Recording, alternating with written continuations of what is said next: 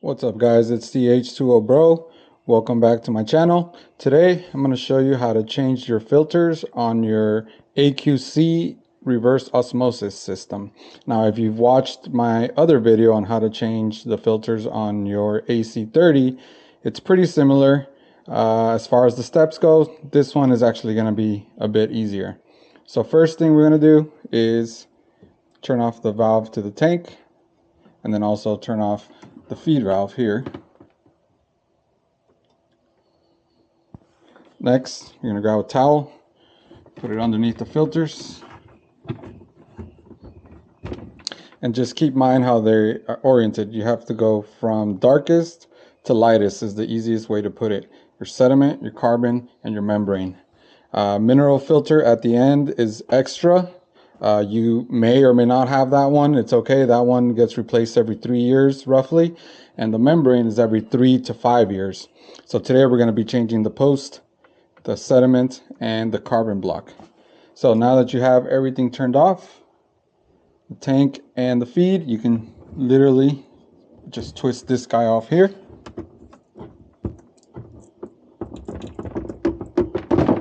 There you go.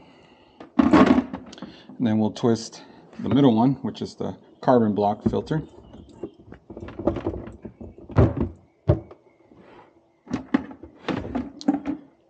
Grab your new filters. If you forget how they go, again, it just goes from darkest to lightest. So you line this up like that, then you twist it to the right and make sure it locks into place, otherwise it won't make water. You're going to grab your sediment, same thing, line these two up with the holes up top, turn to the right, and make sure you can physically feel it lock into place. And again, on the side with the tubing here, you go from darkest to lightest. That's a quick way to remember. Next, we're going to do the post carbon here. You can remove these locking clips if you have them. The bottom one has a locking clip as well. Now this post carbon, you're going to push down on this little blue fitting here. Once you push down,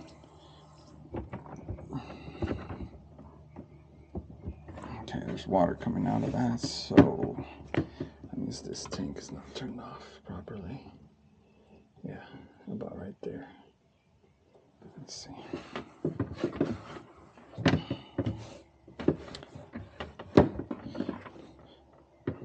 Alright, so now your carbon tank, after you remove the clips, you're going to push down, and that's the way to release it. Same thing at the bottom, push down on the fitting and remove the fitting. Next, you're going to grab your carbon filter. You're going to see which way the water shall flow. It should say it right here, flow. That means down is going to point towards the faucet. Now typically, if you have a faucet, you would literally just connect the lines back in, and you would come up, turn on the faucet, and drain it all from there. Since this system, we didn't use a faucet, this system is connected directly to a refrigerator without a faucet, so it's a little bit different. If you don't have a faucet, you can drain it. You can leave the bottom line disconnected, which is the one going to the faucet. Put a bucket underneath and then turn on your tank.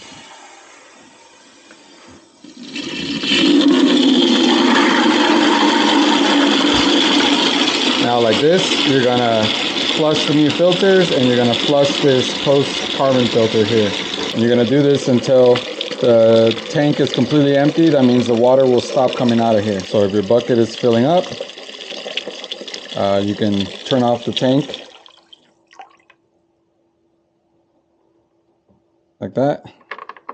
You can empty the water out.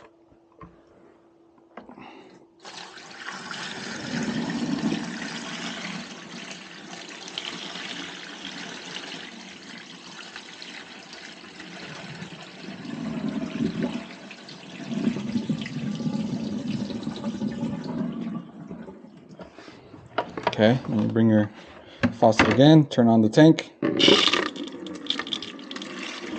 and again drain it out completely. Alright, once the water stops coming out, you can close the valve to your tank. That means the tank is completely empty now, and connect the tubing on the bottom side of it. You can put your safety clips back on, one on top, one at the bottom.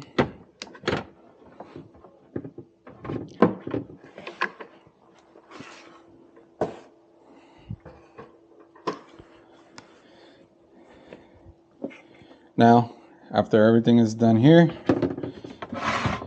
now you can just turn on the feed valve. You're going to pressurize your tank. When this tank is empty, your pressure should be between 8 and 10 psi.